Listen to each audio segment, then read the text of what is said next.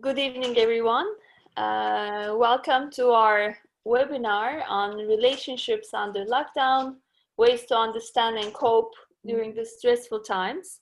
As our speaker tonight, we have Noam Sagi. Noam is a leading psychotherapist, and today we're going to listen, his insights and experiences on the topic.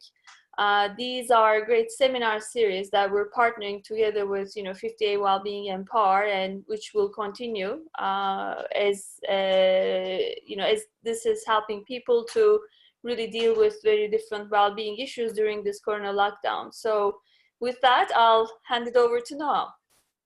Thank you, Aisha. Thank you very much.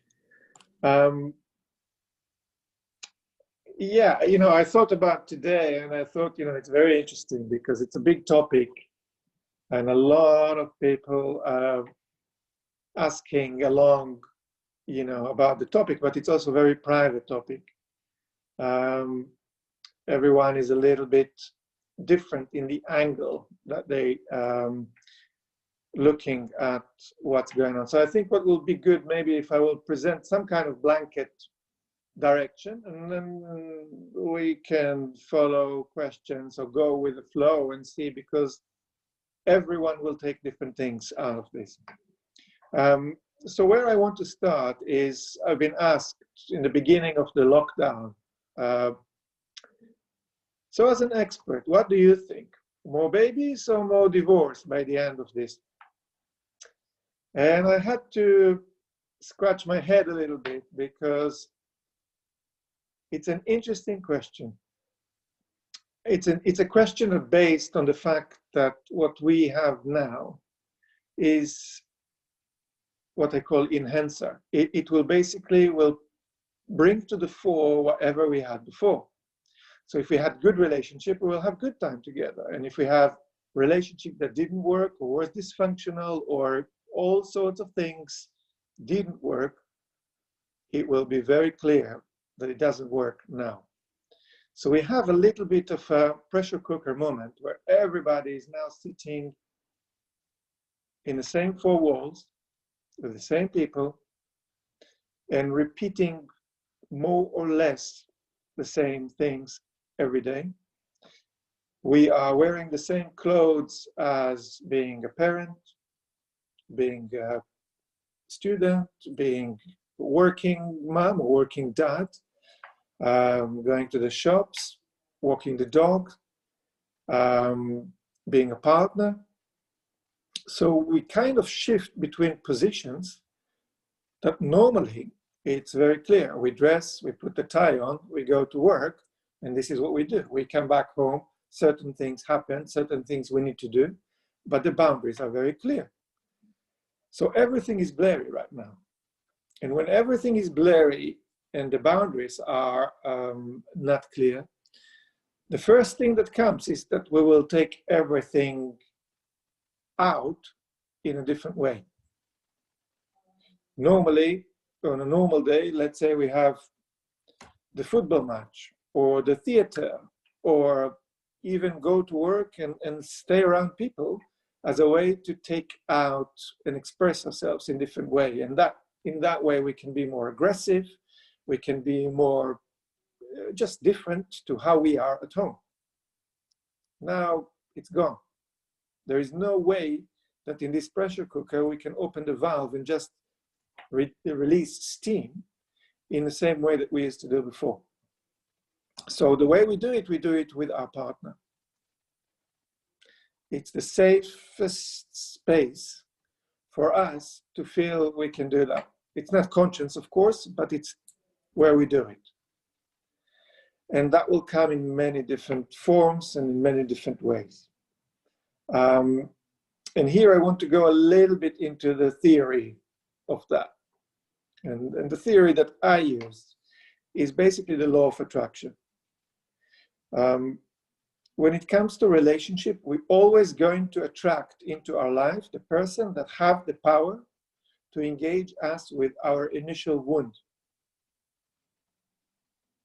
This is almost like a cycle. It's not a conscious cycle, but it won't come to, that person won't come to under the radar unless they have that capacity. And that means that by going back to that initial wound, whether that was rejection, abandonment, whatever we felt early on in life, now we have a person that will go with us all the way towards that space. Of course, the idea that this time round, it will be a healing experience rather than reenactment. So it will be safe.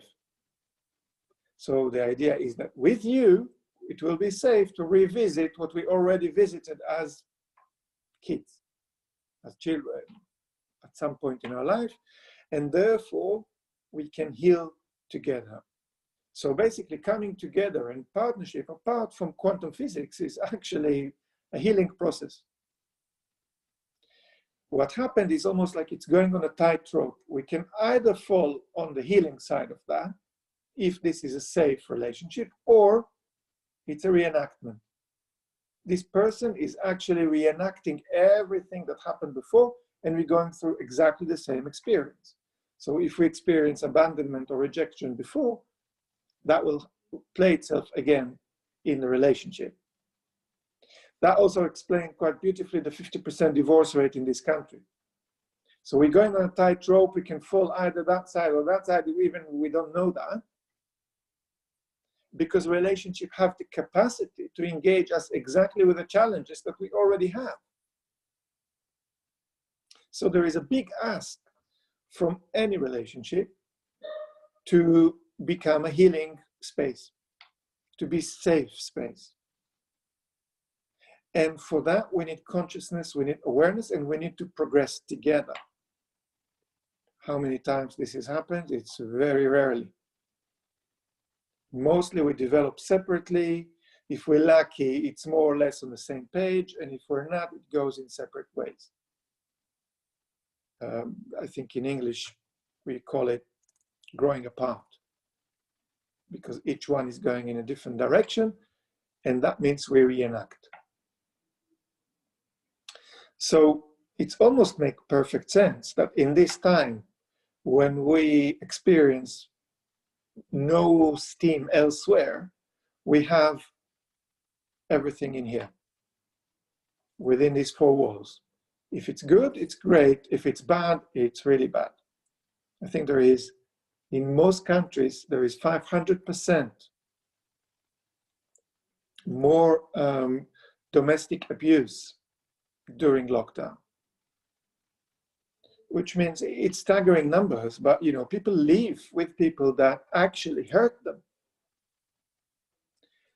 Of course, that's never a choice. When we couple up, that never is the choice. The choice is to nest together into a safe environment where we can heal together.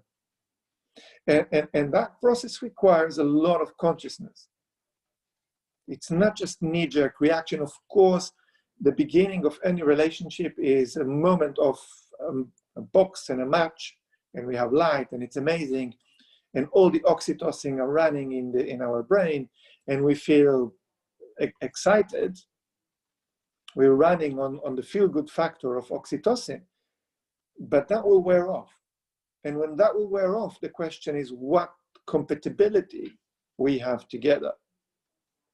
For a lot of people, that translates very quickly into, okay, let's raise kids together, let's buy a house together, let's do something together. So we take that fire that we light from the match in the box, and we now transfer it to more functional things like let's cook or ambience or whatever the fire need to be now in order to maintain good enough relationship. And that will take us through. But in that time, what happened is that a lot of relationship, I don't want to say most, I can't say any numbers here, will grow apart. We're too busy in each other's career, in the kids, in whatever that we need to be busy with, but how much we pay attention to each other, how much we really take time to connect and reconnect by the time that we are investing in other things. We travel for business.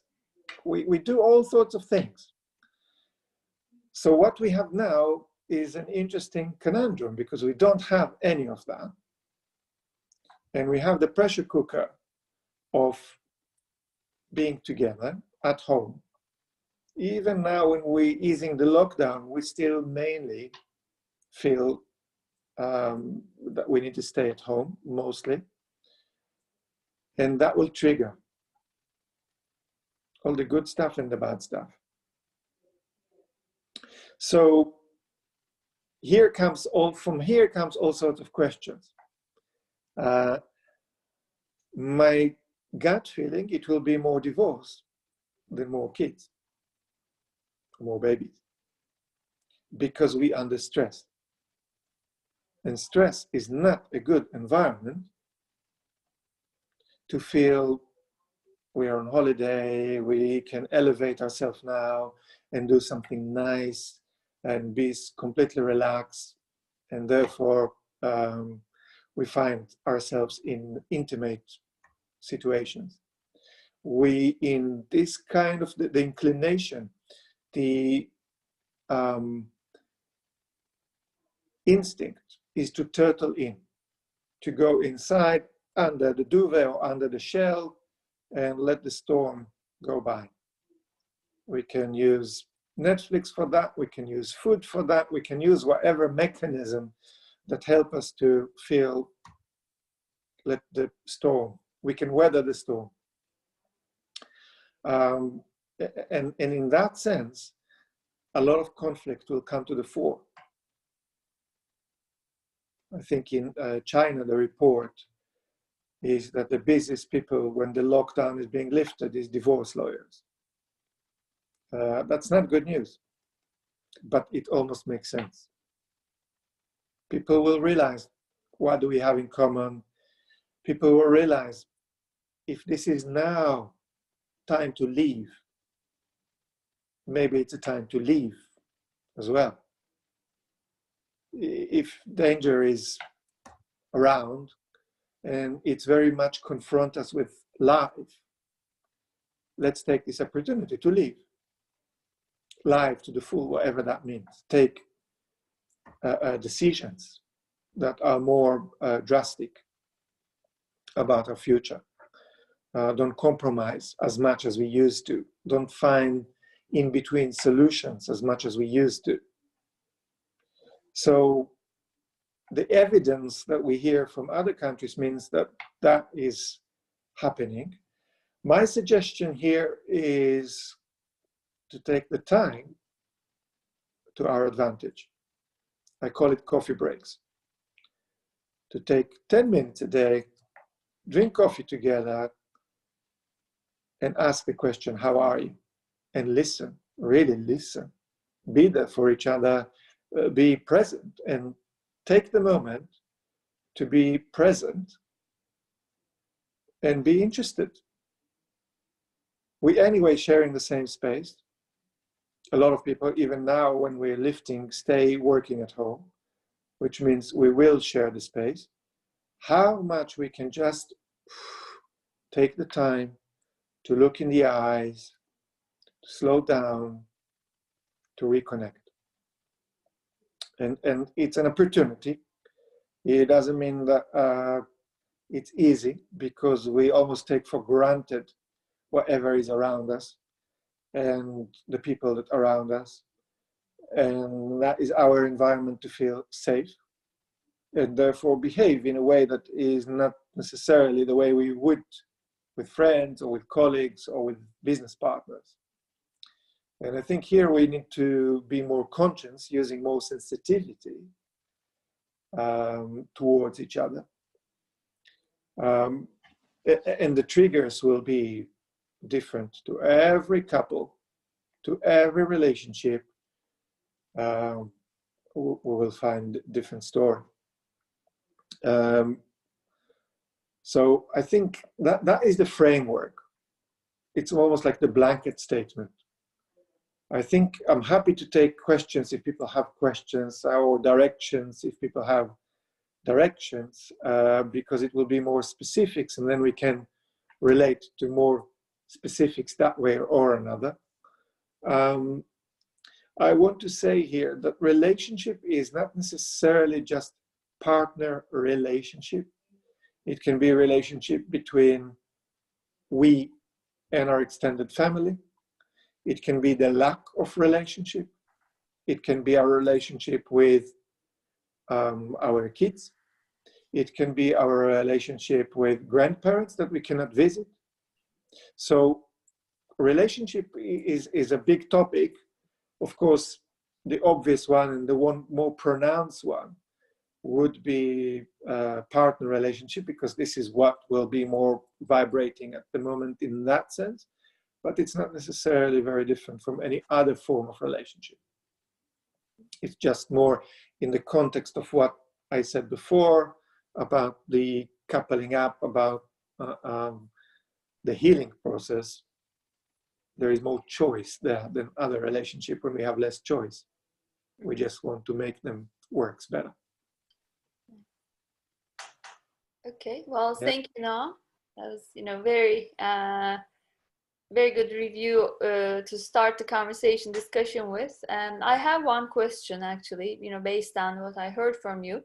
So you said that people, during this lockdown, under stressful times, if the relationship was not good prior, more stress kind of strains it, and you may come to a point where you feel, okay, I don't want to continue this anymore, because I think we see the negatives in each other. We don't necessarily stop appreciating each other, or we just feel like, is this my life? So this kind of things.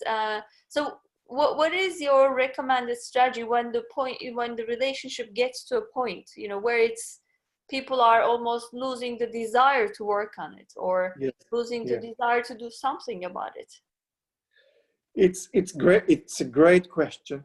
I think that most relationships that on the point of collapse are actually very close to the point that losing the will of working towards rebuilding that friendship that used to be there before.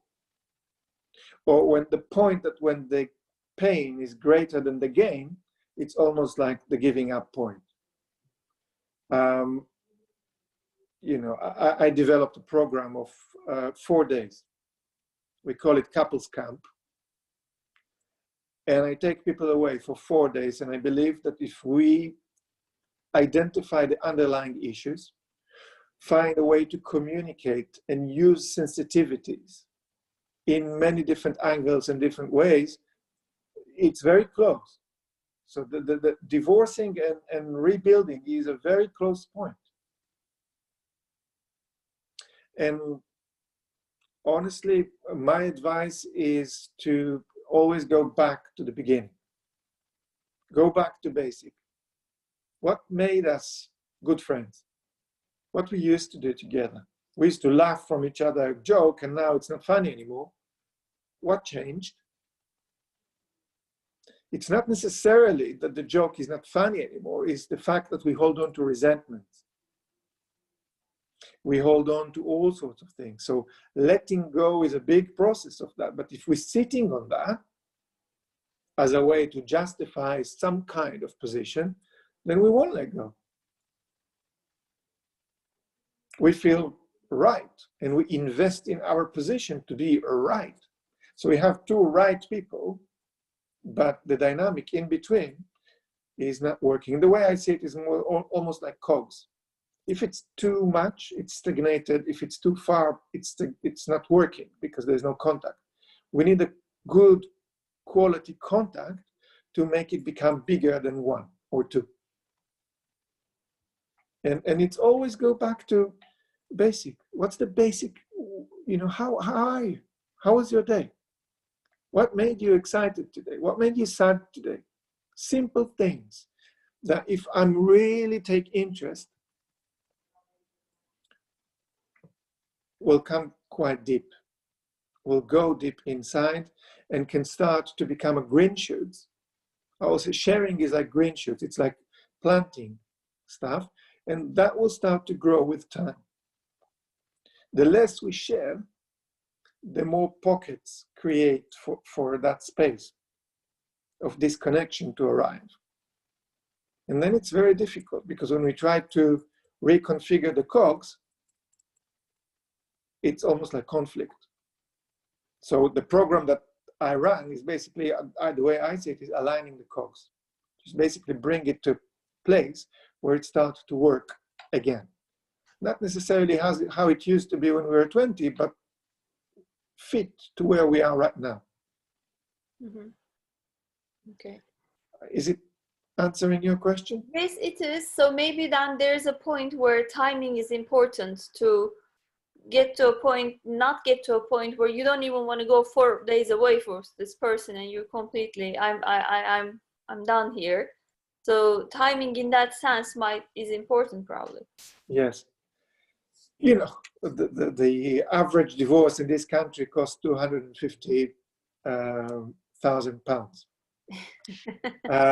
And I always say to people, at least as an exercise of money saving, if not for the kids, if not for, let's explore. And if in the end of that, then there is an amicable separation, at least we know we are co-parents, so we're always going to be there for the kids. Mm-hmm. If there is no kids, how we make a good closure and take all the learning experience and say the thank yous that we need to say to each other. So at least we can move on with greater learning experience. So next time is not going to be a repeat of the first time.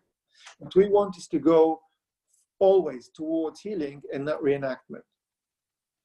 So timing is key. I think decision making when it comes to relationship is always key. On what trajectory we take it. I think rejection is a big deal for any one of us, whether we're in a relationship or not. We don't want to feel rejected, so we are protecting ourselves around rejection. And when that armor kicks in, it comes in many different ways. That can be aggression, that can be suppression, it can be manipulation, it can be all sorts of things that comes to the fore, and the relationship becomes so conflicted and stuck. So we just want out of this. And I always say, do you want out of what? Because if it's difficult relationship, it doesn't mean that the person is difficult. It means that the dynamic became difficult, and there is a way to work on that. So 4 days is almost, enough to make it work, and enough not to make it into, I can't imagine myself going away for someone with 4 days because this is too much. So we need to find that right balance. But I honestly believe, and all the boot camps, if you like, that I did before, 4 days were enough to reconfigure the cogs. It doesn't mean it go back to lovey, amazing kind of relationship, but at least it remove a lot of tension, conflict, the communication start to take over, and people go with a different system where they can communicate vulnerabilities, they can communicate their difficulties in a different way. Okay. Even to say to my partner, I don't feel safe to say to you how I feel today. For some reason, I feel judged, or I feel that this is, and I own it. I don't know if you're doing it or this is how I feel, but the fact is that I'm holding back because this is how I feel. It's already the start of a conversation. Right. But timing is absolutely key, because we either sponge and sponge and sponge till the point that we can't sponge anymore, and then we retaliate, and that's it. Yeah. So there are options. That's what I'm saying. It doesn't mean it's the right option. It doesn't mean it's always the right outcome, because sometimes it's the right thing for a relationship to end in order to keep grow and evolve in the world. We came here on our own. We're going to go from here on our own. We probably want few quality relationships along the way that will help us to heal and to become better people, to experience the world in a better way. So there's no reason to sit in a place that is punishing and that is too difficult if it's not repairable. Mm-hmm. But we must understand that this is a transition, and that will be another relationship after that, and we want to grow. Right. Okay, I hear the clappers. The clapper started. Catherine, are you joining? Clapping?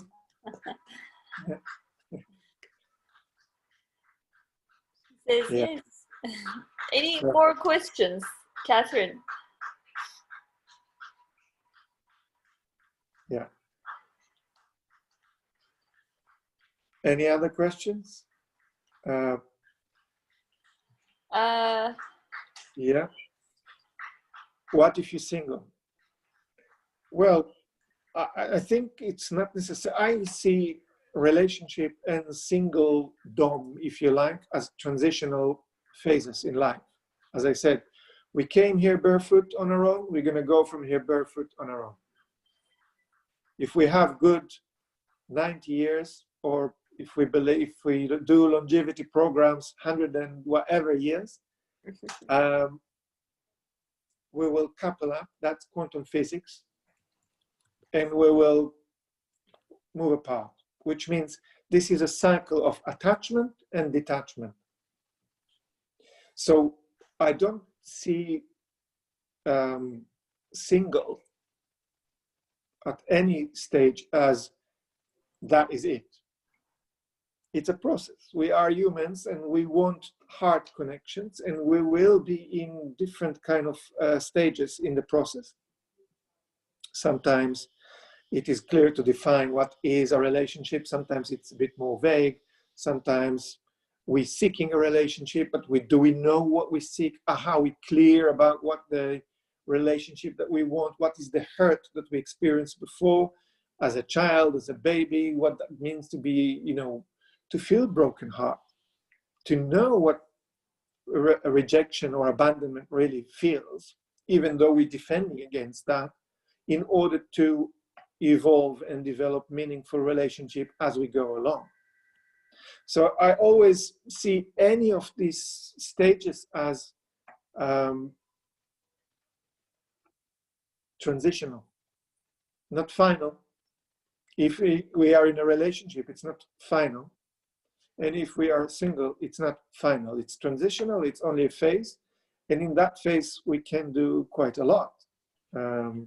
To understand ourselves, to understand others, to understand how we are in dynamics with others, to see patterns. I don't think we need to overanalyze anything in order to realize what works and what is not working for us. And why do we do stuff that does not work for us? And how many people over the years came to my clinic with, I am again in a relationship that doesn't work for me. So that transitional period is a great time to learn more about yourself in order to learn more and to attract that person that will be a better fit, or a good fit, or a safe fit as we go along. But being single is as transitional as being in a relationship. I hope it answered the question, Catherine.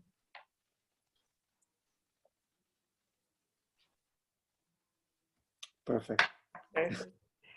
Okay, well, thank you very much, Noam. It was, as usual, very insightful and very valuable for me, and I'm sure for the rest, who are attending. So, I think if you don't have any other, things to add, we'll close our webinar tonight, and we're continuing with our webinars, and tomorrow I'm sure there are others on the program. So, thank you very much. Perfect. Thank you very much for having me. All right. Okay. Bye-bye. Absolutely. Bye-bye. Thank you.